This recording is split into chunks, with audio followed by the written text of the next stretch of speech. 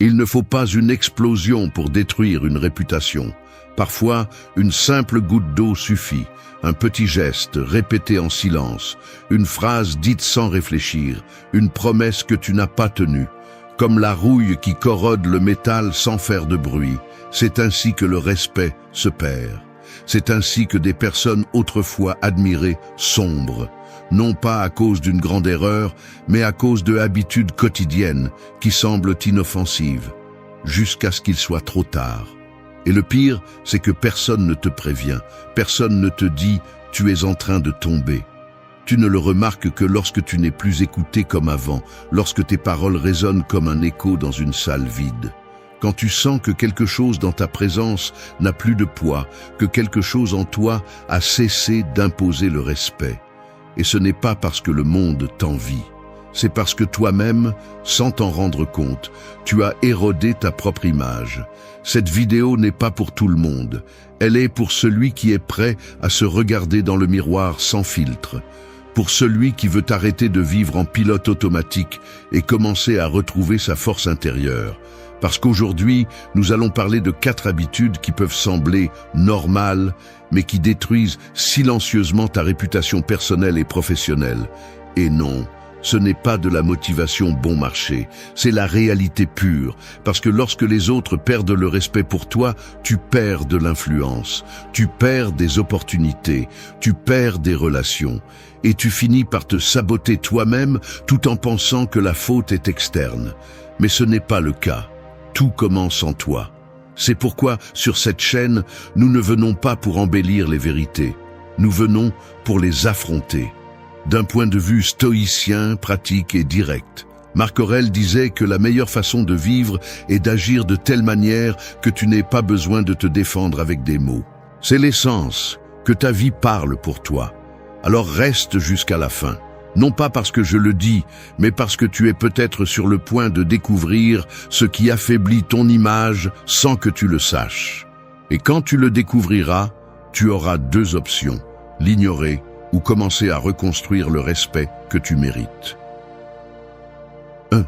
Tais-toi, là où avant tu détruisais avec des mots. Les mots sont comme des couteaux aiguisés lancés au milieu d'une pièce sombre. Tu ne vois pas qui tu blesses, mais le mal reste. Il y a des gens qui n'oublient pas ce que tu as dit il y a des années.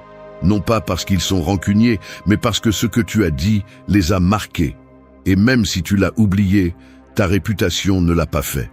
Chaque fois que tu détruis avec ce que tu dis, tu laisses une fissure dans la perception que les autres ont de toi.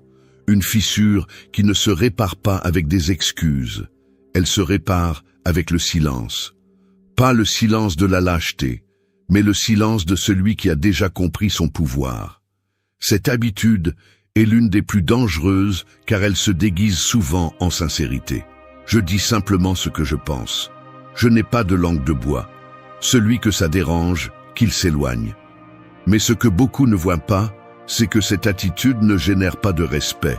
Elle génère de la distance, de la peur, une fermeture émotionnelle.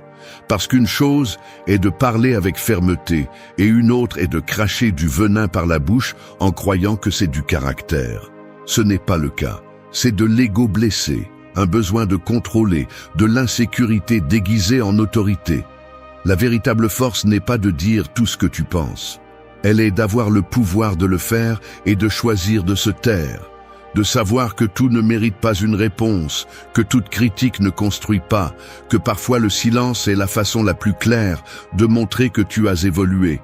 Parce que lorsque tu choisis de ne pas réagir comme avant, lorsque tu décides de ne pas rendre le feu par le feu, tu montres que tu n'es plus en guerre avec le monde. Et cela, pour beaucoup, impose plus de respect que n'importe quel cri. Il fut un temps où tu agissais peut-être différemment. Peut-être te défendais-tu avec des mots durs, parce que c'est ainsi que tu as appris. Peut-être utilisais-tu l'ironie comme bouclier, ou le sarcasme comme armure. Mais si tu es ici aujourd'hui, si tu écoutes ceci, c'est parce que tu as déjà compris que détruire avec la langue est trop facile. Ce qui est difficile, c'est de se retenir. Ce qui est courageux, c'est de choisir la pause. Ce qui est sage, c'est de mesurer tes mots et de savoir que chacun construit ou détruit quelque chose. Marc Aurèle écrivait pour lui-même « que tes paroles soient celles d'un homme qui respecte son propre esprit. Cela ne signifie pas rester silencieux face à l'injustice. Cela signifie ne pas se rabaisser au niveau de celui qui ne sait qu'attaquer. Cela signifie cesser d'être réactif et commencer à être stratégique. Parce que les gens vraiment forts n'ont pas besoin de s'imposer par des cris. Leur seule présence marque déjà des limites. Et c'est l'objectif de cette leçon. Que tu apprennes à te taire là où avant tu blessais. Que tu remplaces l'impulsion par la réflexion. Que tu comprennes que le mot non utilisé communique aussi. Que ton silence devienne un signe de maturité, pas un signe de soumission. Parce que celui qui maîtrise sa langue maîtrise son environnement. Et celui qui détruit avec des mots finit seul au milieu des ruines qu'il a lui-même créées. Se taire n'est pas perdre. Se taire, c'est choisir les batailles qui en valent la peine. Et parfois, la plus grande victoire est de ne rien dire là où avant tu aurais crié. C'est le signe le plus clair que tu n'es plus le même et que tu es prêt à vivre avec un respect qui ne se mendie pas, il s'impose. 2. Fais ce que tu dis ou ne dis rien. La parole est comme une promesse écrite en feu, elle peut t'éclairer ou elle peut te brûler. Chaque fois que tu dis que tu vas faire quelque chose et que tu ne le fais pas, tu éteins lentement ce feu que les autres voyaient en toi. Ta parole perd du poids, ta présence se vide, ton influence fond. Personne ne te le dit en face, mais il le pense. Quand tu parles, cela n'a plus d'impact, parce que tout le monde a appris à ne pas te prendre au sérieux. Et le plus triste, c'est qu'il n'est pas nécessaire de trahir pour perdre le respect. Il suffit de ne pas tenir parole. Dans la vie quotidienne, cela arrive plus souvent que tu ne le penses. Tu promets d'arriver à l'heure et tu arrives en retard. Tu dis que tu seras là, mais tu annules à la dernière minute. Tu assures que tu tiendras une promesse, mais tu ne le fais pas. Et tu le justifies par 1000 raisons. C'était compliqué. J'ai oublié, quelque chose d'autre est survenu. Ce que tu ne vois pas, c'est qu'avec chaque justification, la seule chose que tu fais, c'est montrer aux autres que ta parole n'a pas de valeur. Et quand cela arrive, même ce que tu fais bien perd de la valeur. La réputation se construit avec de petites actions répétées, et elle se détruit de la même manière. Tu n'as pas besoin de mentir pour paraître peu fiable. Il suffit de dire beaucoup et de faire peu. Il suffit de parler sans conscience, de promettre pour faire bonne impression, de t'engager sans mesurer. Parce que dans cette ère où tout le monde parle, ce qui fait la différence n'est pas qui crie le plus fort, mais qui tient parole en silence. Cela a aussi un effet interne. Chaque fois que tu dis quelque chose et que tu ne le fais pas, tu te trahis aussi. Ton cerveau enregistre cette incohérence, et même si tu ne t'en rends pas compte, ton estime de soi en souffre. Tu perds de la force intérieure, parce que tu commences à savoir inconsciemment que tu ne peux pas te faire confiance à toi-même. Et une personne qui ne croit pas en elle-même ne peut pas s'attendre à ce que les autres le fassent. Sénèque l'a exprimé avec une brutalité claire. Il est plus honorable de ne pas promettre que de promettre et de ne pas tenir. Parce que la parole, quand elle est vraie, est un contrat. Et quand ce contrat est rompu encore et encore, tu ne perds pas seulement le respect, tu perds ton identité. Tu deviens quelqu'un qui parle pour remplir le vide, pas pour s'engager. Tenir parole ne signifie pas être parfait, cela signifie être conscient, cela signifie mesurer tes mots avant de les lancer, cela signifie dire moins et faire plus. Cela signifie comprendre que le respect se gagne avec la cohérence, pas avec des discours. Que celui qui agit sans annoncer impressionne plus que celui qui annonce sans agir. Qu'une action silencieuse vaut plus que 1000 intentions déclarées. Personnellement, nous avons tous échoué à un moment donné. Mais ce qui sépare celui qui continue de grandir de celui qui stagne est simple. Apprendre vite, corriger le cap, être honnête avec soi-même, arrêter de parler autant et commencer à agir plus. Parce que celui qui n'est pas capable de tenir parole ne devrait pas la donner aussi souvent. Alors, la prochaine fois que tu es sur le point de dire « je le ferai »,« je serai là »,« je promets », fais une pause. Demande-toi si tu vas vraiment tenir parole. Et si la réponse est non, mieux vaut te taire. Parce que parfois, se taire est plus respectueux que de se mentir à soi-même et aux autres. Souviens-toi de ceci. Celui qui tient parole n'a pas besoin de s'expliquer.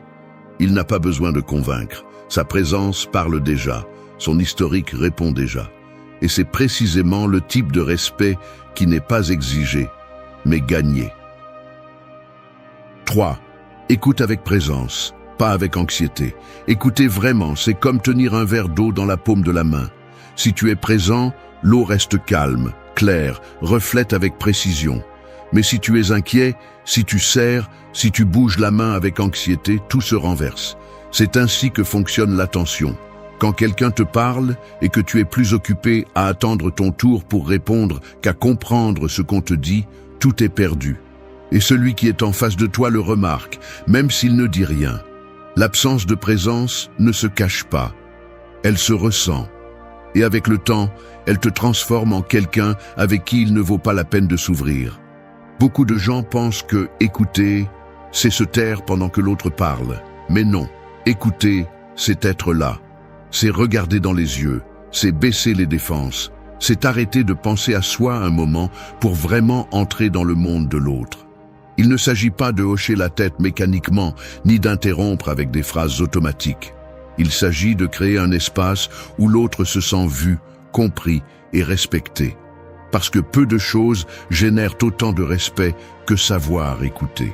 L'anxiété de parler, de donner ton opinion, de diriger la conversation vers ton terrain n'est rien de plus qu'une forme subtile d'égoïsme. C'est le moi qui a besoin de se valider, de se montrer, de dominer. Mais cette impulsion te fait perdre plus que tu ne le penses. Elle te vole la connexion, elle te fait paraître impulsif. Et le plus dommageable, elle communique que tu ne valorises pas l'autre assez pour lui offrir ton attention complète. Une fois, lors d'une réunion de travail, un leader que tout le monde respectait a dit une seule phrase qui m'est restée gravée. « Si tu interromps, tu perds de l'autorité. » Non pas parce que tu as tort, mais parce que interrompre montre que tu ne peux pas attendre, que tu ne sais pas te contenir, que tu as besoin de t'imposer. Depuis lors, j'ai compris que écouter calmement est une forme de pouvoir silencieux. C'est une déclaration qui dit « Je n'ai pas besoin d'être le centre parce que j'ai déjà mon propre centre ». Épictète l'enseignait ainsi. Dieu nous a donné 2 oreilles et une seule bouche pour une raison. Parce que celui qui parle moins et écoute plus apprend, et celui qui apprend s'améliore. Mais celui qui attend seulement son tour pour parler n'écoute pas, il concourt. Et cette compétition invisible dans chaque conversation détruit la confiance sans que tu t'en rendes compte. Dans la vie quotidienne, ce manque de présence se voit dans des choses simples. Regarder le téléphone pendant que quelqu'un te parle. Répondre par monosyllabe, changer brusquement de sujet, parler par-dessus l'autre. Toutes ces actions, bien que petites, usent tes relations. Et quand elles sont constantes, les gens commencent à s'éloigner. Non pas à cause de ce que tu as dit, mais à cause de la façon dont tu les as fait se sentir, ignorés, interrompus, remplaçables. La présence n'est pas passivité. C'est une force active qui se ressent. C'est être complètement là où tu es. C'est montrer, sans le dire, que ce que l'autre te dit est important. Et cela, aujourd'hui plus que jamais, est rare. C'est pourquoi cela marque. Parce que dans un monde où tout le monde veut être écouté, celui qui sait écouter devient indispensable, précieux, respecté. Alors, la prochaine fois que quelqu'un te parle, ne t'anticipe pas. Ne pense pas à ce que tu vas répondre. Reste, regarde, écoute avec tous tes sens. Parce que parfois, l'acte le plus puissant n'est pas de parler, c'est d'être là. Celui qui écoute avec présence construit des ponts. 4. Remplace la plainte par l'action ou l'acceptation. Se plaindre, c'est comme être debout sous la pluie avec un parapluie fermé, en criant parce que tu es en train de te mouiller. La pluie tombe quand même. Rien ne change. Et plus tu te plains, plus tu as froid, plus tu t'épuises, plus tu te sens impuissant. La plainte constante ne résout rien, ne transforme rien, ne construit rien. Elle ne fait que consommer. Elle consomme ton énergie, ton attention, ta présence. Et le plus dangereux, elle consomme la façon dont les autres te perçoivent. Au début, les gens t'écoutent. Ils te donnent raison, ils te comprennent. Mais si tu le fais tout le temps, Si tout te semble mal, si chaque conversation se termine par une liste de choses que tu ne tolères pas, alors il ne te voit plus comme une personne réfléchie. Il te voit comme une personne épuisante, comme quelqu'un qui porte un nuage au-dessus de lui et cherche à le partager avec tout le monde. Et personne ne respecte celui qui se victimise comme un mode de vie. Parce qu'il n'y a rien d'inspirant chez quelqu'un qui ne fait que pointer du doigt ce qui ne va pas sans lever le petit doigt pour le changer ou l'accepter. La plainte n'est pas le problème. Le problème est de rester coincé dedans. Nous avons tous le droit d'exprimer ce qui nous fait mal, ce qui nous dérange, ce que nous ne comprenons pas. Mais après cela, il n'y a que deux chemins. Soit tu agis pour le changer, soit tu l'acceptes pour le lâcher. Tout le reste est de l'auto-épuisement déguisé en honnêteté. Il y a des gens qui font de la plainte leur identité. Ils se présentent au monde comme ceux qui ont toujours quelque chose à souffrir. Ils ne réalisent pas qu'ils abandonnent leur pouvoir, leur capacité d'influence, leur propre autonomie. Parce que lorsque tout dépend de ce que les autres font mal, tu passes au second plan, comme si tu ne pouvais rien faire. Et ce message est transmis. On le ressent. Les gens commencent à t'éviter, non pas parce qu'ils ne t'aiment pas, mais parce qu'à tes côtés tout semble plus lourd. Je l'ai appris à mes dépens. Pendant une période de frustration personnelle, chaque conversation que j'avais était une excuse pour lâcher mes plaintes. Le travail, les gens, le système, jusqu'à ce qu'un ami me dise quelque chose qui a fait mal, mais qui était nécessaire. Tu es tellement concentré sur ce qui te dérange que personne ne voit plus ce que tu as à offrir. J'ai alors compris que j'éteignais ma propre image avec des mots qui n'apportaient rien. Les stoïciens l'ont compris il y a des siècles. Épictète enseignait qu'il y a des choses qui dépendent de toi et d'autres qui ne dépendent pas, et que se concentrer sur ce que tu ne peux pas contrôler est une façon lente de perdre la paix. Marc Aurèle, quant à lui, l'a clairement écrit: ne perds plus de temps à discuter de ce qu'est un homme bon. Sois-en un. En d'autres termes, moins de plaintes, plus d'exemples. Transformer la plainte en action, c'est décider que tu ne vas pas attendre que le monde change pour te sentir bien. C'est prendre la responsabilité qui te revient. Et si tu ne peux pas le changer, alors tu l'acceptes, non pas par résignation, mais par intelligence émotionnelle. Parce qu'accepter est aussi une façon de dire « cela ne me définit pas ». L'image que tu projettes est construite avec ce que tu fais, mais aussi avec ce que tu répètes. Si chaque fois que tu parles, c'est pour te plaindre, ta présence cesse d'être un stimulant et devient un fardeau. Mais si tu choisis d'agir ou d'accepter sans avoir besoin de le crier, alors tu deviens ce genre de personne qui impose le respect sans le chercher. Parce que tu ne dépends plus des circonstances, seulement de toi. 5. Utilise le silence comme ta plus grande force. Le silence est comme un mur invisible que l'on ne voit pas, mais que l'on ressent. Il ne crie pas, il ne s'impose pas, il n'a pas besoin de se décorer. Il est simplement là. Et lorsqu'il est utilisé avec intention, il peut te protéger plus que 1000 mots. Il peut marquer plus que n'importe quel argument. Il peut te transformer en une présence qui impose le respect sans élever la voix. Dans un monde où tous se battent pour être entendus, celui qui sait quand se taire devient incontournable. La plupart parlent par impulsion, répondent par nécessité, donnent leur avis pour combler des vides. Mais celui qui maîtrise le silence n'a pas besoin de participer à chaque bruit. Il n'a pas besoin de s'expliquer à chaque fois, ni de se défendre face à chaque attaque. Parce qu'il comprend quelque chose que peu comprennent. Le véritable pouvoir n'est pas dans ce que tu dis, mais dans ce que tu choisis de ne pas dire. Le silence n'est pas soumission, c'est une stratégie, c'est de l'autocontrôle, c'est de l'intelligence émotionnelle à l'état pur.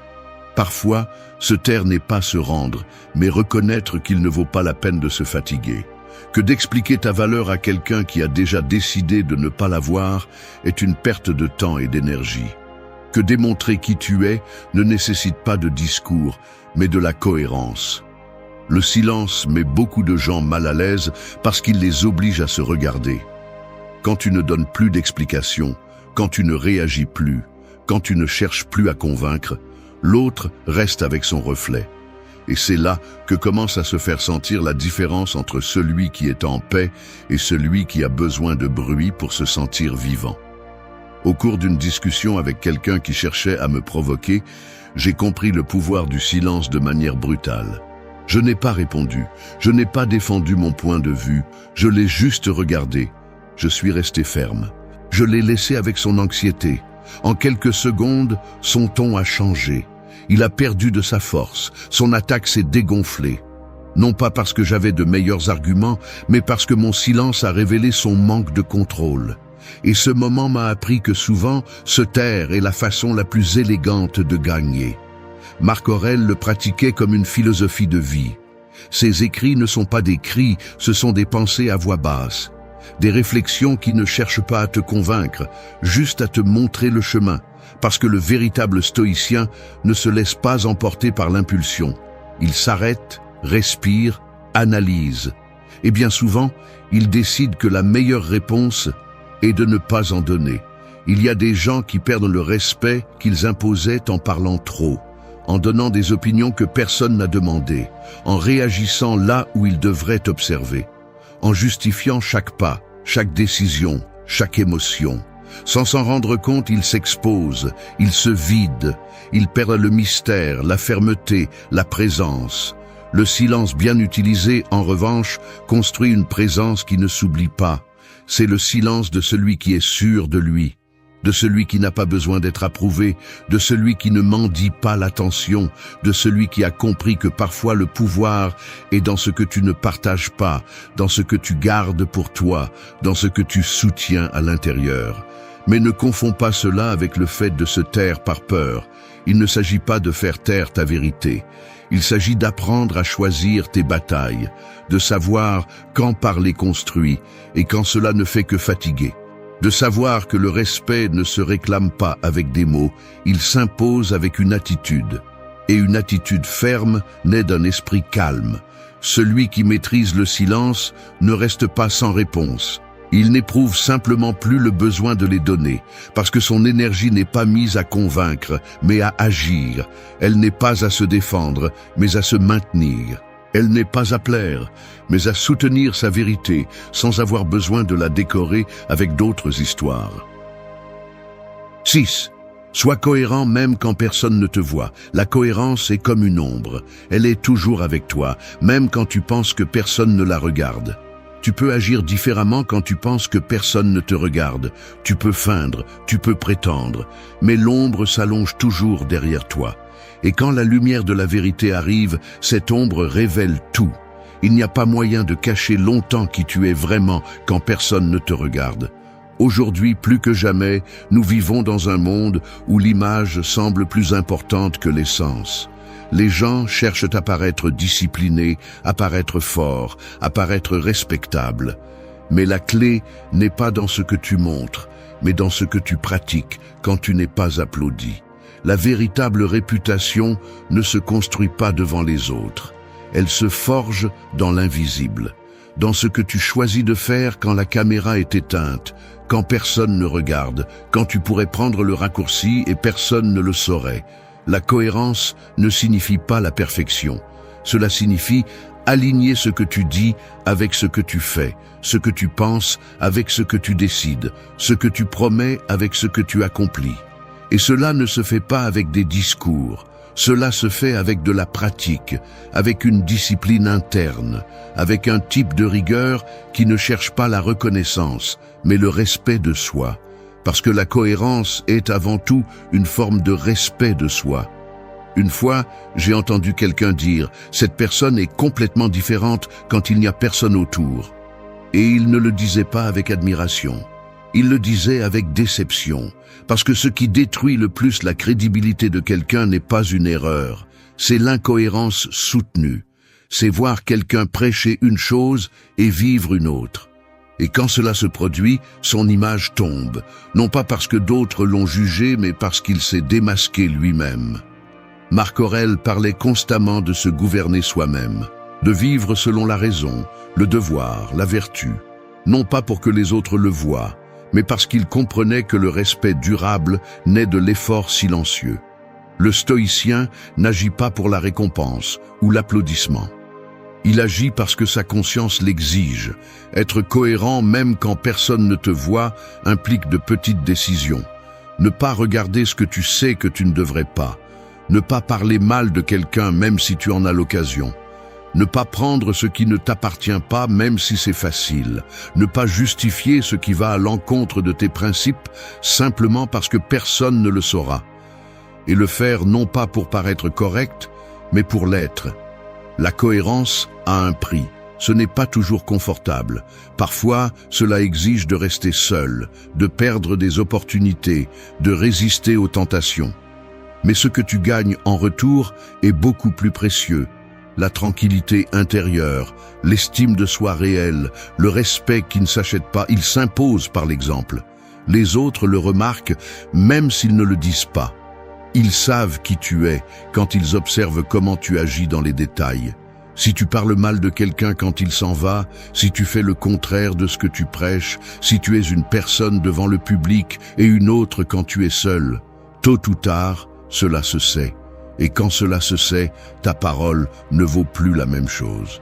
C'est pourquoi chaque décision que tu prends en privé est un vote pour la personne que tu deviens. Chaque acte caché construit ou détruit la confiance que les autres ont en toi. La cohérence n'est pas une pause, c'est un mode de vie. Et celui qui la pratique en silence finit par être respecté à haute voix. 7. Fais parler ta présence pour toi. Une bougie ne fait pas de bruit lorsqu'elle éclaire une pièce, mais tout le monde remarque sa lumière. C'est ainsi que doit être ta présence. Tu n'as pas besoin d'entrer en t'annonçant. Tu n'as pas besoin de crier ta valeur, ni de prouver quoi que ce soit avec des mots vides. Tu as juste besoin d'être là. Et d'être là avec une force qui ne s'impose pas, mais qui se ressent. Une énergie qui n'a pas besoin d'être expliquée. Une confiance qui ne se construit pas avec des phrases, mais avec une attitude. Aujourd'hui, beaucoup pensent que le respect se réclame en parlant plus fort, en marchant avec arrogance ou en répétant constamment leurs valeurs. Mais la vérité est ailleurs. Celui qui est vraiment respecté est celui qui sait être silencieux et qui domine pourtant l'ambiance. Parce que lorsque ta présence parle, ta bouche peut se reposer. Et cela n'est possible que lorsque tu as travaillé sur toi-même à tel point que tu n'as besoin de convaincre personne. Ta présence est le reflet de tout ce que tu fais lorsque personne ne te regarde. C'est le résultat cumulé de ta discipline, de ton intégrité, de ta capacité à contrôler tes émotions et de ta manière de traiter les autres. C'est la somme de la façon dont tu te comportes lorsque tu es en paix et lorsque tu es sous pression. Et cela ne peut pas être feint. On le ressent. Il y a des personnes qui ne disent pas grand-chose, mais lorsqu'elles entrent dans une pièce, l'ambiance change. Ce n'est pas à cause de ce qu'elles portent, ni de l'argent qu'elles ont, ni de ce qu'elles ont accompli. C'est parce qu'elles ont cultivé une façon d'être qui communique sans parler. Elles transmettent du respect, de la clarté, de la direction. Et cela vient de années de travail intérieur. D'apprendre à se contrôler, de savoir quand parler et quand garder le silence, de ne pas réagir impulsivement, d'observer avant d'agir.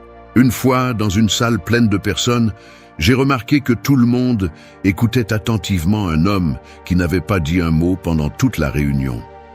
Il n'en avait pas besoin. Sa simple posture, son regard, sa sérénité disaient tout. Lorsqu'il a finalement parlé, tout le monde l'a écouté, non pas pour ce qu'il a dit, mais pour la façon dont il avait maintenu sa présence tout au long de la rencontre. À ce moment-là, j'ai compris que parler moins ne vous rend pas invisible. Cela vous rend plus percutant si vous savez maintenir votre énergie. Les stoïciens le savaient. Épictète enseignait qu'on doit vivre de telle manière que lorsque tu parles, tes actions aient déjà parlé pour toi. Qu'il ne soit pas nécessaire d'annoncer ton caractère parce que tu le projettes déjà. Que ta vie soit ton argument, ta cohérence, ta défense et ta présence, ta présentation. Cela ne signifie pas feindre une image de sécurité. Cela signifie la construire de l'intérieur. Cela signifie marcher droit parce que tu te sens en paix avec tes décisions. Cela signifie regarder dans les yeux parce que tu ne caches rien. Cela signifie rester ferme, même si le monde est en désordre. Parce que lorsque tu es ton propre centre, tu n'as pas besoin de te déplacer au rythme des autres. Travaille sur cela. Fais de ta présence une déclaration silencieuse. Un signe que tu es concentré, que tu ne perds pas de temps, que tu sais qui tu es et où tu vas, que tu n'as pas besoin d'être le plus bruyant parce que tu es le plus stable, que si tu décides de parler, ce sera pour contribuer, pas pour rivaliser. Celui qui maîtrise sa présence, maîtrise son environnement, parce que dans un monde plein de bruit, celui qui sait rester calme devient une référence. Non pas parce qu'il le dit, mais parce qu'il l'irradie. Et cela, avec le temps, impose plus de respect que n'importe quel discours appris. 8. Porte en toi une énergie qui inspire le respect. Il y a des personnes qui sont comme des tempêtes. Elles arrivent et bouleversent tout, épuisent, imposent une tension. Et il y en a d'autres qui sont comme une montagne silencieuse, ferme, sereine, stable. Elles ne crient pas leur valeur, elles la transmettent. Elles ne cherchent pas l'attention, elles la génèrent sans le vouloir. Elles ne se vantent pas de ce qu'elles sont, mais quand elles sont présentes, tu le sais. C'est de l'énergie, pas celle que l'on voit, mais celle que l'on ressent. Et chaque personne, qu'elle le veuille ou non, en porte une. L'énergie avec laquelle tu marches, avec laquelle tu parles, avec laquelle tu écoutes et te relates, envoie un message constant. Un message qui n'a pas besoin de mots. Cette énergie communique si tu es une personne qui se respecte, qui sait se contenir, qui ne réagit pas impulsivement, qui ne cherche pas les applaudissements, mais qui ne tolère pas le manque de respect. Elle communique si tu es centré ou si tu essaies de feindre une sécurité que tu n'as pas. Le respect ne se demande pas, il se rayonne. On le perçoit quand quelqu'un ne baisse pas son niveau pour plaire, quand il garde son calme dans les discussions, quand il n'a pas besoin de faire des blagues pour s'intégrer, ni d'exagérer ses réussites pour se démarquer. Cette énergie ferme, silencieuse, claire, naît du travail intérieur. De te connaître tellement que tu ne dépends pas de l'environnement pour te soutenir. D'être tellement conscient de ta valeur que tu n'as pas besoin de convaincre qui que ce soit. Et il ne s'agit pas d'imposer la peur, il s'agit de générer une présence. Une présence qui fait que les autres mesurent leurs mots, qu'ils réfléchissent avant de franchir certaines limites, qu'ils comprennent qu'avec toi, on ne joue pas. Non pas parce que tu es agressif, mais parce que tu dégages une force tranquille. L'énergie de quelqu'un qui n'est plus disponible pour le superficiel, pour le toxique, pour le vide. Cela se voit dans le quotidien, dans la façon dont tu marches, dont tu salues, dont tu t'assois, comment tu réponds quand on t'interrompt. Si tu es toujours inquiet, regardant tout le monde pour plaire, changeant ton ton selon qui est devant toi, ton énergie sera faible. Mais si tu restes ferme, posé, authentique, ta seule présence commencera à créer un champ autour de toi que les autres respectent. Et ce n'est pas de la magie, c'est une conséquence. Marc Aurèle disait que l'âme se teint de la couleur de tes pensées. Si en toi, il y a de la clarté, de la fermeté, de la détermination, cela se verra. Ton énergie parlera avant tes mots. Et quand cela arrive, tu n'as plus besoin d'expliquer autant.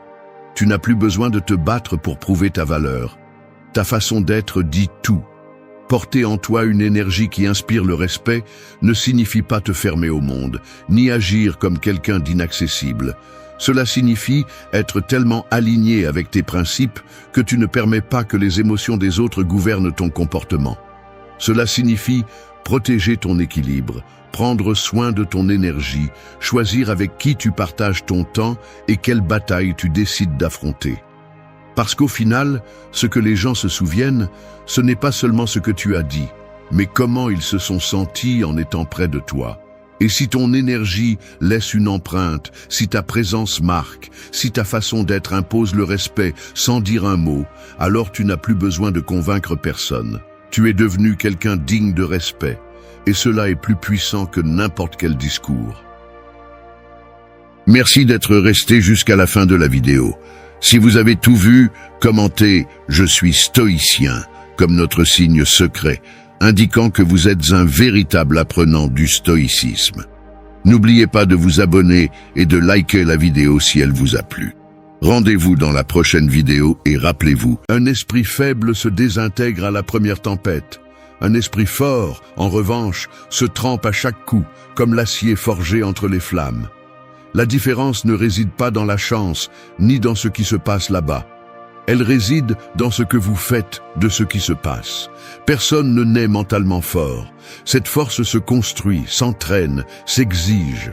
Il ne s'agit pas de belles phrases ou de motivation vide. Il s'agit de caractère. Cette vidéo ne cherche pas à vous divertir. Elle cherche à vous déranger, à vous réveiller, à vous pousser à regarder ce que vous ne voulez pas voir. Parce que tant que vous continuerez à blâmer le monde, les gens ou le passé pour votre état mental, vous resterez prisonnier de l'extérieur. Le stoïcisme le rend clair. Vous ne pouvez pas contrôler le monde, mais vous pouvez maîtriser votre réaction. Et cette maîtrise change tout. La force mentale ne se voit pas, mais se ressent. C'est cette voix intérieure qui, au milieu du chaos, ne crie pas, mais ne se tait pas non plus. Elle agit simplement, fermement, sans besoin de validation. Il ne s'agit pas d'éviter la douleur, mais de l'utiliser. Il ne s'agit pas de ne pas ressentir la peur, mais de ne pas laisser la peur vous diriger. Il ne s'agit pas de nier la réalité, mais de l'affronter avec un esprit clair et une volonté ferme. Chaque leçon que vous trouverez ici est conçue pour cela, pour que vous arrêtiez de fuir et commenciez à vous entraîner. Cette vidéo est un manuel de guerre interne. Un guide stoïcien pour ceux qui en ont assez de se briser et veulent enfin se construire. Peu importe où vous en êtes, si vous décidez d'écouter avec ouverture, vous finirez plus fort. Non pas à cause de ce que dit cette vidéo, mais à cause de ce que vous décidez de faire après l'avoir écoutée. C'est la véritable transformation. Et elle commence maintenant. 1. Fais de la difficulté ton maître et non ton ennemi. Le fer le plus résistant ne naît pas ainsi. Il est façonné à coups de marteau, sous une chaleur extrême, tordu encore et encore, jusqu'à ce que sa forme devienne une force. C'est ainsi que fonctionne l'esprit humain.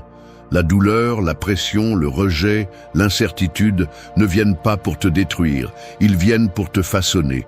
Mais seulement si tu cesses de voir la difficulté comme une menace. Seulement si, au lieu de te plaindre, tu décides d'apprendre. Celui qui fuit les défis ne découvre jamais qui il est vraiment. Celui qui les affronte, même s'il tremble, commence à construire quelque chose que personne ne peut lui enlever.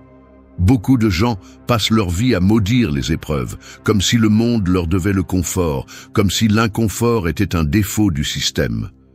Mais c'est tout le contraire. L'inconfort est le système. Le problème n'est pas la difficulté, c'est ton interprétation de celle-ci. Tu crois que parce que quelque chose fait mal, alors c'est mal. Tu crois que parce que quelque chose est difficile, alors ça ne vaut pas la peine. Et là, tu t'affaiblis. Le stoïcisme enseigne que les défis ne bloquent pas la voie. Ils sont la voie, car chaque difficulté est une leçon déguisée. Un maître qui, bien que sévère, a pour seul objectif ta croissance. Tu ne peux pas développer de force sans exigence. Personne ne devient fort en courant seulement quand il en a envie. Personne ne se construit en évitant la critique, le rejet ou l'effort. Se construit celui qui décide de rester quand tout lui dit d'abandonner. Se construit celui qui comprend que la douleur n'est pas l'ennemi, mais l'avertissement que tu sors de ta zone de faiblesse. Car chaque fois que tu fuis quelque chose d'inconfortable, tu renforces une partie de toi qui veut rester faible. Et chaque fois que tu l'affrontes, même si tu échoues, tu envoies un message interne. Je suis prêt à grandir. Sénèque disait que la difficulté renforce l'esprit comme le travail renforce le corps. Et il le savait par expérience, pas par théorie. Car vivre avec philosophie n'est pas répéter de jolies phrases, c'est appliquer de la discipline quand la vie devient rude. C'est ne pas avoir besoin que tout soit parfait pour rester ferme. C'est accepter que tu seras souvent fatigué, confus, désavantagé. Mais même là, tu peux répondre avec intégrité, avec concentration, avec courage. Et cela, même si le monde ne le voit pas, te rend dangereux pour la médiocrité. Tu n'as pas besoin de demander à la vie d'être plus facile. Tu as besoin de te demander à toi-même d'être plus fort. Et cette force commence quand tu cesses de voir les problèmes comme des obstacles et que tu commences à les voir comme des entraîneurs. Ils ne viennent pas pour te freiner, ils viennent pour te préparer. Ils ne viennent pas pour te blesser, ils viennent pour te montrer de quoi tu es fait. Certains s'effondrent face à une perte, d'autres se reconstruisent à partir de celle-ci. Certains sont paralysés par le rejet, d'autres le transforment en élan. Lequel vas-tu être? 2. Sois le gardien de ton esprit. Une forteresse peut être entourée de murs imposants, avoir les meilleures armes et des milliers de soldats, mais si l'ennemi parvient à entrer par négligence, tout est perdu de l'intérieur. C'est ainsi que fonctionne l'esprit.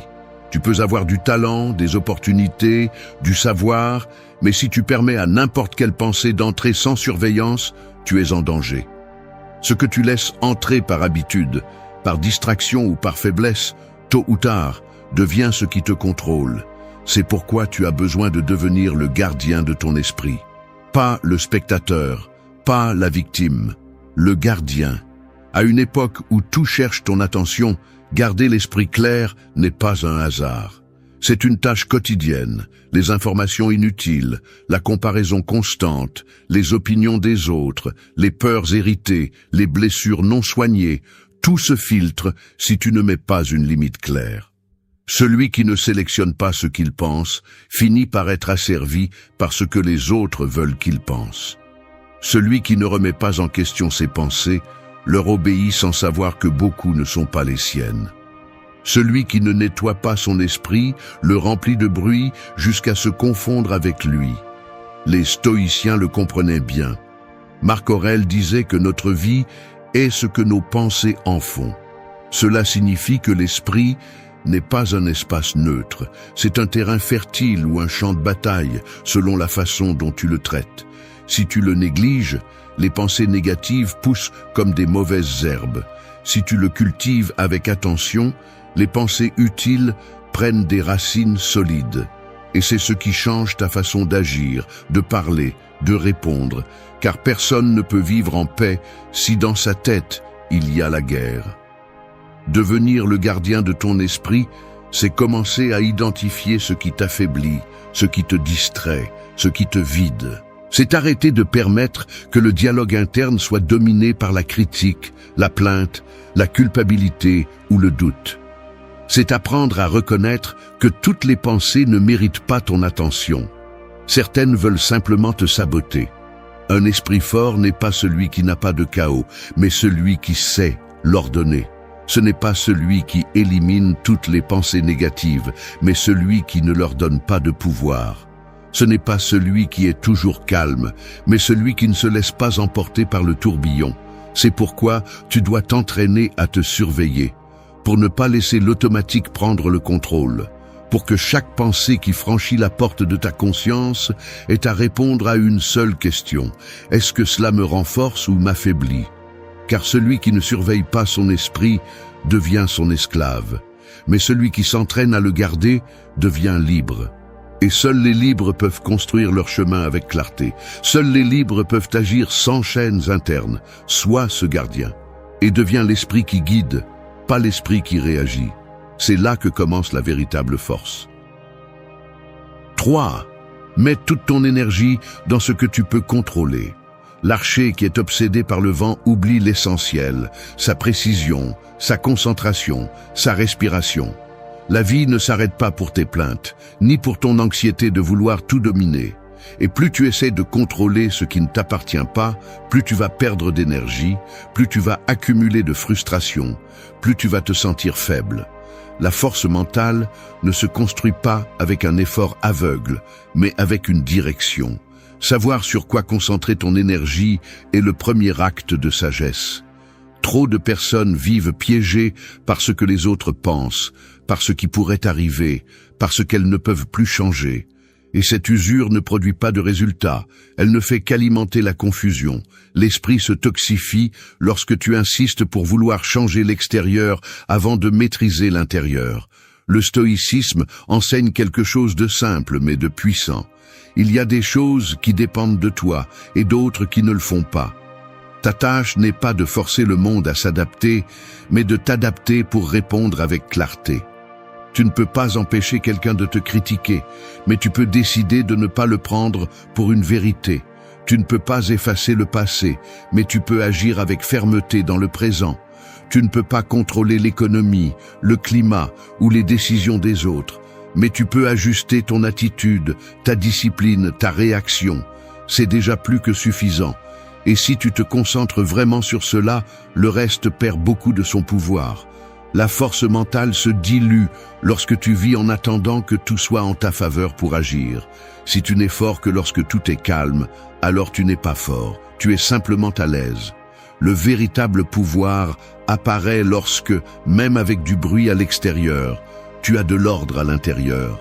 Non pas parce que tu as le contrôle total, mais parce que tu sais où tu l'as et tu y mets toute ta force. Chaque jour, tu peux choisir entre réagir ou agir, entre gaspiller de l'énergie sur ce qui te dérange ou l'utiliser pour ce qui te construit, entre perdre du temps à souhaiter que les choses soient différentes ou te lever et faire ce qu'il faut. C'est la bataille quotidienne, et elle se gagne avec concentration, pas avec des plaintes. Dirige ton attention comme celui qui aiguise un outil. Arrête de donner ton énergie à ce qui est inutile. Arrête d'alimenter des scénarios que tu ne peux pas contrôler. Reviens à toi. Mets de l'ordre dans ton esprit. Aligne tes actions. Concentre-toi uniquement sur ce qui dépend de toi.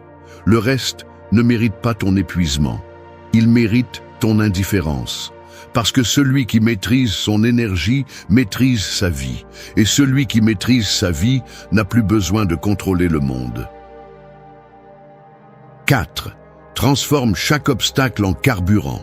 Chaque incendie a deux options, consommer ou forger. Entre des mains faibles, il détruit. Entre des mains disciplinées, il façonne le caractère. Il en va de même pour les difficultés. Elles ne viennent pas pour t'arrêter. Elles viennent pour te révéler qui tu es quand tu ne peux plus feindre la force. Et c'est précisément à ce moment-là, quand ça fait mal, quand ça brûle, que tu décides si tu vas te briser ou transformer ce feu en élan. Au lieu de réagir par des plaintes, comme tant d'autres le font, tu dois t'arrêter et observer.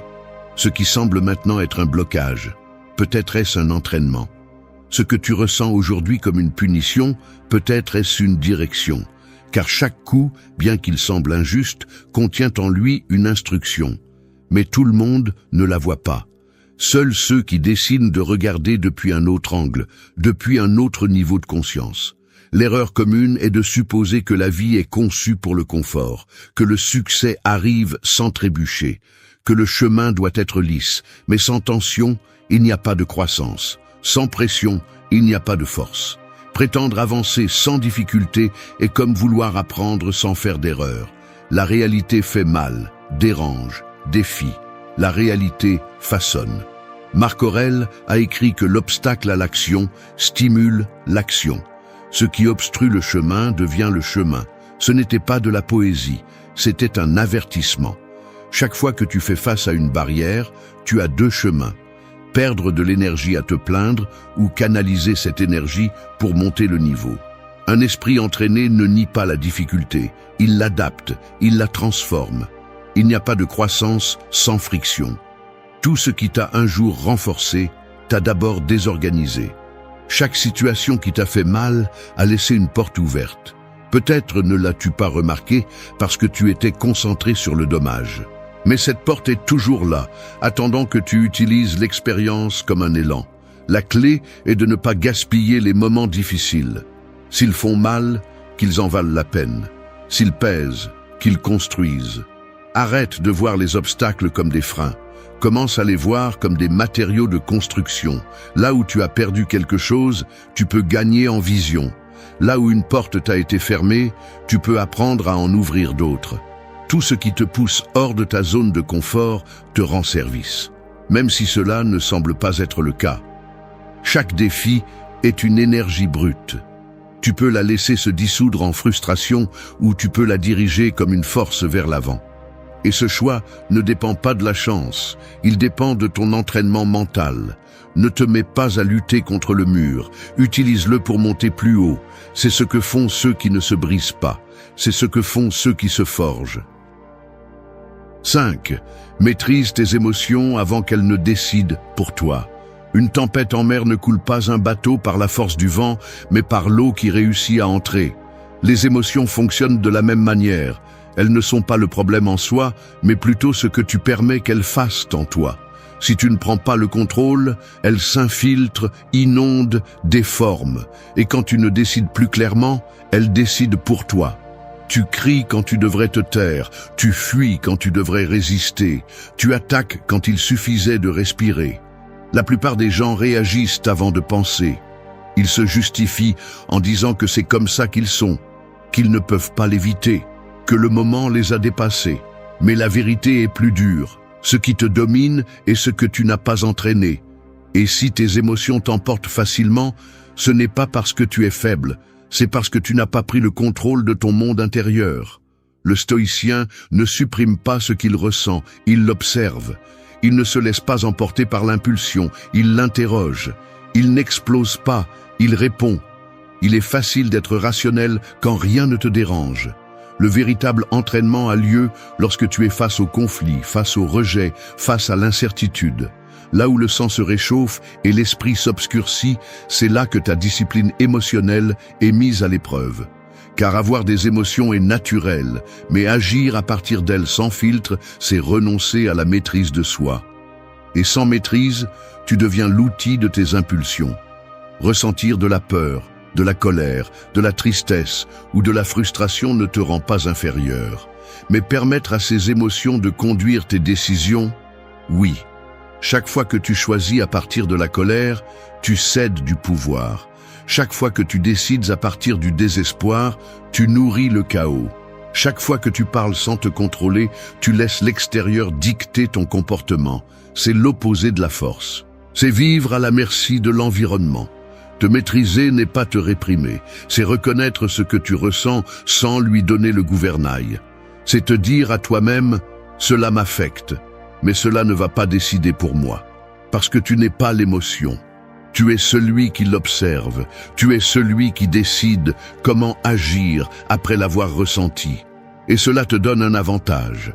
Un esprit qui peut se calmer au milieu du feu n'est plus l'esclave de rien. Tu ne peux pas contrôler ce que tu ressens, mais tu peux décider de ce que tu fais avec ce que tu ressens. C'est le point de basculement. C'est là que commence la maturité émotionnelle. C'est là que se construit le caractère. Parce que celui qui gouverne son monde intérieur devient invincible à l'extérieur, et il n'a pas besoin de le crier. On le remarque à sa façon d'être présent, dans son silence ferme, dans sa capacité à agir sans se perdre. Maîtriser tes émotions, c'est maîtriser ton destin. Tout le reste n'est que ruine déguisée en réaction. 6. Vis en te rappelant que le temps est limité. Chaque seconde qui passe ne se récupère pas, il n'attend pas, il ne demande pas si tu es prêt. Et pourtant, beaucoup vivent comme si le temps était éternel, comme si chaque jour pouvait se répéter sans conséquence. La vérité est autre, tout se termine. Et le plus grave n'est pas de mourir, c'est de vivre comme si cela n'avait pas d'importance. Car celui qui oublie que le temps est fini, le gaspille sans culpabilité. Et quand il veut réagir, il est déjà trop tard. Il n'y a pas de ressource plus précieuse que le temps, mais c'est la première que l'on donne sans réfléchir. Tu le donnes à ceux qui ne le méritent pas. Tu le consacres à des distractions qui ne te construisent pas. Tu le perds dans des conversations vides, des routines automatiques, des excuses recyclées. Tu le donnes comme si tu avais une réserve secrète, mais tu ne l'as pas. Et cette inconscience est ce qui affaiblit ta vie. Non pas parce que tu vis peu, mais parce que tu vis sans objectif. Marc Aurèle se répétait chaque jour que cela pourrait être son dernier. Non pas pour vivre dans la peur, mais pour vivre avec intention. Car lorsque tu te rappelles que le temps ne t'appartient pas, tu cesses d'agir par inertie. Tu cesses de dire « demain ». Tu cesses de rester dans des lieux qui ne te nourrissent pas. Tu cesses de tolérer ce qui épuise. Et tu commences à agir avec urgence, avec vérité, avec direction. Tu n'as pas besoin d'accélérer ta vie, tu as besoin de la réveiller. Chaque jour sans but est un jour volé. Chaque décision reportée est une porte fermée. Ce que tu ne fais pas aujourd'hui, tu ne le feras probablement pas non plus tard. L'attente prolongée affaiblit la volonté. L'action précoce renforce le caractère. Il ne s'agit pas de courir sans but, il s'agit de vivre avec intention. De te demander chaque soir si tu as vraiment utilisé ta journée ou si tu as simplement survécu. Penser à la mort n'est pas se rendre, c'est se réveiller à la vie. C'est accepter que tu n'as pas le temps pour tout, mais tu as le temps pour ce qui compte. Et si tu ne priorises pas, d'autres le feront pour toi. D'autres occuperont ton agenda, ton esprit, ton énergie. C'est pourquoi tu as besoin de prendre le contrôle avant qu'il ne soit trop tard. Vivre en sachant que tu es de passage n'est pas tragique. C'est libérateur. Profiter du temps, ce n'est pas remplir ta journée de tâches. C'est la remplir de sens. C'est laisser une trace dans les petites choses. C'est agir avec clarté, pas avec précipitation. C'est construire ta paix, ta force, ton héritage. Parce que personne ne sait combien de temps il lui reste. Mais tout le monde sait ce qu'il fait avec le jour d'aujourd'hui. Et cela suffit pour changer de cap. Celui qui honore son temps honore sa vie. Le reste est oubli déguisé en routine. 7. Entraîne-toi dans l'inconfort pour être invincible dans la tempête. Les racines ne se renforcent pas quand tout est calme. Elles s'approfondissent lorsque le terrain est dur, lorsque le climat est adverse, lorsque la vie n'offre aucune garantie.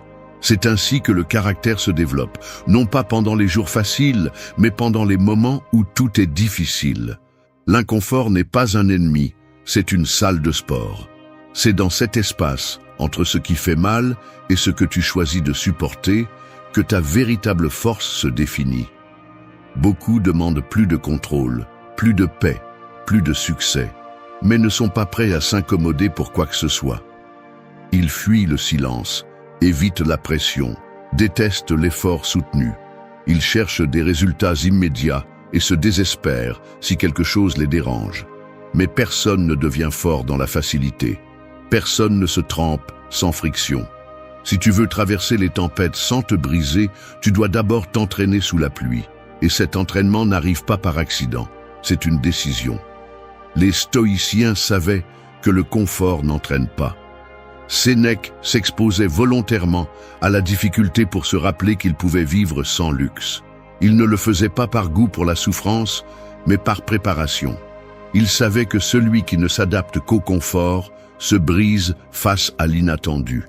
C'est pourquoi, si tu choisis de t'entraîner dans l'inconfort maintenant, lorsque la vraie tempête arrivera, tu ne seras pas un novice, tu seras résistant. S'entraîner dans l'inconfort ne signifie pas vivre dans la souffrance. Cela signifie pratiquer ce qui est difficile avant que la vie ne t'oblige à le faire. Cela signifie se réveiller tôt lorsque le corps veut rester au lit. Cela signifie dire non lorsque l'on te pousse à suivre le courant. Cela signifie rester silencieux lorsque l'ego veut crier. Cette discipline quotidienne façonne quelque chose que tout le monde n'a pas, la stabilité au milieu du chaos. Quand tout brûle, celui qui s'est entraîné dans l'inconfort ne réagit pas avec panique. Il répond avec calme. Parce qu'il a déjà été là, dans des situations où ça faisait mal, où le corps demandait à abandonner, mais l'esprit a décidé de continuer. Cela ne s'improvise pas. Cela se construit à travers des choix petits et constants. On le gagne dans les jours ordinaires, pas dans les urgences. Personne ne veut de la douleur, mais celui qui la supporte intentionnellement trouve en elle un outil. Il la transforme en concentration, en clarté, en pouvoir. L'inconfort t'oblige à regarder ce que tu as besoin d'entraîner. Il révèle tes limites, et si tu les affrontes au lieu de les éviter, tu cesses d'être faible à l'intérieur. Tu deviens résistant, et le meilleur sans avoir besoin de le montrer. Quand la tempête arrivera, qu'elle te trouve préparé, qu'elle te trouve éveillé, qu'elle te trouve fort, non pas par chance, mais parce que tu as décidé de t'entraîner là où les autres se cachent. C'est ça la véritable invincibilité, celle qui ne se voit pas, jusqu'à ce qu'elle soit nécessaire. 8. Redéfinis la richesse comme ayant besoin de moins. Un sac à dos léger te permet d'avancer plus vite, mais beaucoup portent un poids si lourd qu'ils confondent valeur et excès. Ils pensent que plus ils ont, plus ils seront en sécurité. Plus ils accumulent, plus ils seront réussis. Mais ce qu'ils ne voient pas, c'est que plus ils ont besoin, plus ils deviennent fragiles. La vraie richesse n'est pas d'avoir beaucoup, mais de dépendre de peu. Et cette liberté intérieure vaut plus que n'importe quel compte en banque. Le problème n'est pas de profiter du matériel, c'est de le transformer en condition pour se sentir bien. C'est de dépendre du nouveau téléphone pour être heureux. C'est de croire que sans certaines marques, expériences ou commodités, tu ne peux pas être en paix. C'est là que commence le piège. Parce qu'une chose est d'avoir et une autre très différente est de nécessité. La première est externe, la seconde te lie de l'intérieur. Et tout ce qui te lie te retire du pouvoir. Le stoïcisme ne méprisait pas le matériel, mais il te mettait en garde pour que tu t'entraînes à ne pas être son esclave. Épictète disait que celui qui a besoin de peu est invincible. Parce que si on te prend quelque chose et que tu restes toi-même, alors rien ne peut vraiment te blesser. Mais si ton identité est construite sur ce que tu possèdes, tu es en danger. Parce que le monde change, les choses se cassent, les gens partent, et si tout cela tombe, qui es-tu en dessous de tout cela? Redéfinir la richesse est un acte de courage. Non pas parce que tu te forces à vivre avec le minimum, mais parce que tu oses regarder en face ta dépendance.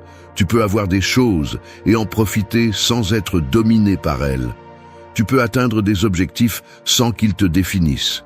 Tu peux aspirer à plus sans que ce plus ne détermine ta valeur. Parce que ta vraie valeur n'est pas dans ce que tu portes, mais dans la façon dont tu marches quand on te retire le poids. Avoir besoin de moins n'est pas renoncer. C'est choisir en conscience. C'est te rendre compte que si tu peux être en paix avec toi-même sans artifice, alors tu as gagné. Parce que tout ce qui vient après est un extra, pas une béquille. Et si le monde devient instable, tu restes ferme, parce que ta stabilité ne dépend pas d'un objet, d'une relation ou d'une circonstance. Celui qui a besoin de moins est plus libre, plus difficile à manipuler, plus fort quand la pénurie arrive, plus concentré quand tout le monde se distrait. C'est la richesse qui ne se voit pas, mais se ressent. Et c'est celle que personne ne peut te prendre.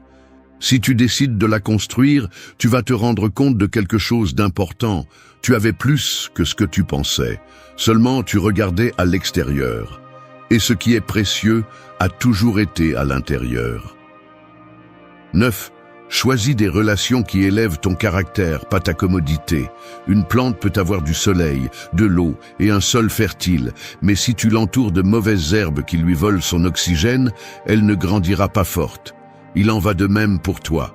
Peu importe combien tu te bats, si tu t'entoures de personnes qui éteignent ton feu, qui affaiblissent ton focus, qui te poussent vers le superficiel. Les relations ne sont pas seulement une compagnie, elles sont un environnement. Et si cet environnement n'élève pas ton caractère, il finit par t'entraîner sans que tu t'en rendes compte. L'erreur la plus courante est de s'attacher par habitude, par peur d'être seul, par commodité ou par besoin émotionnel. Mais ce qui est confortable n'est pas toujours ce qui est juste. Les relations qui renforcent vraiment ne sont pas celles qui te disent ce que tu veux entendre, mais celles qui exigent que tu grandisses. Ce sont celles qui confrontent ta faiblesse sans te blesser. Ce sont celles qui te rappellent qui tu peux être, pas celles qui te maintiennent dans qui tu as déjà été. Le stoïcien choisissait ses liens comme celui qui aiguise une épée, avec intention, avec clarté, avec fermeté. Il ne s'agissait pas d'avoir beaucoup de gens autour de soi, mais d'avoir près de soi ceux qui nourrissaient la vertu. Parce que si tu passes trop de temps avec la médiocrité, tu finis par la normaliser. Si tu t'entoures de gens sans direction, tes pas perdent leur sens. Et si tu maintiens des liens avec ceux qui ne se respectent pas eux-mêmes, peu à peu, ce reflet devient le tien. Choisir des relations avec discernement n'est pas de l'arrogance, c'est de la protection. C'est comprendre que tu ne peux pas permettre à n'importe qui d'avoir accès à ton esprit, à ton énergie, à ton intimité. C'est savoir que chaque conversation a un impact, chaque influence façonne, chaque proximité a un coût ou un gain. Et c'est toi qui décides lequel ce sera. Tu n'as pas besoin de liens parfaits, tu as besoin de liens réels. Des gens qui ne te sucrent pas les erreurs, mais qui ne se nourrissent pas non plus de tes chutes. Des gens qui célèbrent tes progrès sans envie, qui t'écoutent sans utiliser ce que tu dis contre toi, qui te défient sans te détruire. Ces relations ne sont pas nombreuses. Elles sont peu nombreuses, solides et précieuses. Et elles se construisent avec patience, avec des limites claires et avec une vision partagée de l'évolution. S'éloigner de ceux qui ne cherchent que la commodité peut faire mal au début, mais rester là te coûte des années de développement, de clarté et d'énergie. Tout le monde n'est pas fait pour t'accompagner dans ta transformation. Certains sont là juste pour t'apprendre à poser des limites, d'autres pour te montrer le type de personne que tu ne devrais jamais permettre à nouveau près de toi. Celui qui protège ses liens, protège son esprit. Parce que les conversations que tu répètes, les conseils que tu écoutes et les énergies avec lesquelles tu cohabites finissent par façonner ton comportement, même sans que tu t'en rendes compte. Et si tu veux vraiment grandir, alors ton cercle doit aussi grandir avec toi. Sinon, ce n'est pas un cercle, c'est une chaîne. Et tu n'es pas né pour vivre attaché. Entoure-toi de ceux qui t'élèvent même quand tu n'es pas à ton meilleur. De ceux qui te disent la vérité même si ça fait mal, mais qui le font avec respect. De ceux qui t'inspirent sans avoir besoin d'imposer. Parce qu'une bonne relation n'est pas celle qui te divertit, c'est celle qui te pousse. Et quand ton environnement est aligné avec ta croissance, avancer cesse d'être une lutte solitaire et devient une marche ferme vers ta meilleure version. 10. Vis chaque jour avec l'intensité du premier et l'urgence du dernier. Un feu qui commence brûle avec force. Un feu qui s'éteint lance aussi sa dernière étincelle avec fureur. Aux deux extrémités, il y a de la vie pure, de l'énergie totale, un don sans calcul. Mais au milieu, où la routine prend le contrôle de l'esprit, beaucoup se refroidissent, s'éteignent, oublient de vivre. Ils commencent des projets avec enthousiasme et les abandonnent avec indifférence. Ils se réveillent sans envie, se déplacent sans intention, répètent des jours comme s'ils avaient une éternité garantie. Et ils ne l'ont pas. La plupart survivent à leur semaine comme si la vie était en pause. Comme si ce moment meilleur pour commencer à prendre soin de soi, pour parler clairement, pour changer ce qui pèse, allait arriver. Mais ce moment n'arrive pas.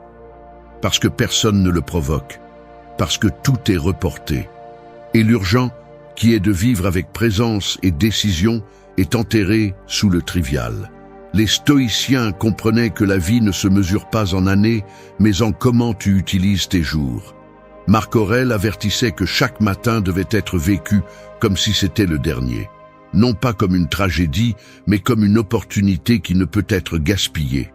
Si c'était ton premier jour, tu regarderais tout avec faim, avec émerveillement, avec force. Si c'était le dernier, tu le ferais avec dévouement, sans peur du jugement, sans retenue. Alors pourquoi vis-tu comme si cela n'avait pas d'importance? Tu es ici aujourd'hui, pas hier, pas demain. Et tout ce que tu as vraiment, c'est ce moment. Peu importe ce que tu as fait ou ce qu'il te reste à faire. Ce qui compte, c'est comment tu décides d'agir aujourd'hui. Parce que chaque jour qui passe sans intention est un jour qui ne revient pas. Et quand tu regarderas en arrière, tu ne te souviendras pas des jours faciles. Tu te souviendras des jours que tu as vécus de tout ton cœur. N'attends pas d'avoir une crise pour valoriser ton temps. Tu n'as pas besoin d'une perte pour te réveiller. Tu sais déjà ce qui se passe quand tu vis sans direction. Tu sais déjà combien il est douloureux de reporter ce qui est important. Alors, fais-le différemment. Vise avec intensité, mais pas avec anxiété. Vise avec urgence, mais pas avec désespoir. Vise en sachant que cet instant peut être le premier d'une nouvelle étape ou le dernier que tu as. Si tu comprenais vraiment qu'il ne se répète pas, tu l'embrasserais avec plus de force. Tu te déplacerais avec plus de détermination. Tu lâcherais ce qui n'ajoute pas. Tu pardonnerais sans fierté. Tu dirais ce que tu ressens sans filtre, et tu agirais à partir de qui tu es, pas de qui le monde attend. C'est l'intensité de ceux qui se réveillent, c'est l'urgence de ceux qui ne veulent plus reporter l'essentiel. Merci d'être resté jusqu'à la fin de la vidéo. Si vous avez tout vu, commentez « Je suis stoïcien » comme notre signe secret, indiquant que vous êtes un véritable apprenant du stoïcisme. N'oubliez pas de vous abonner et de liker la vidéo si elle vous a plu. Rendez-vous dans la prochaine vidéo et rappelez-vous, continuez à cultiver votre esprit stoïque.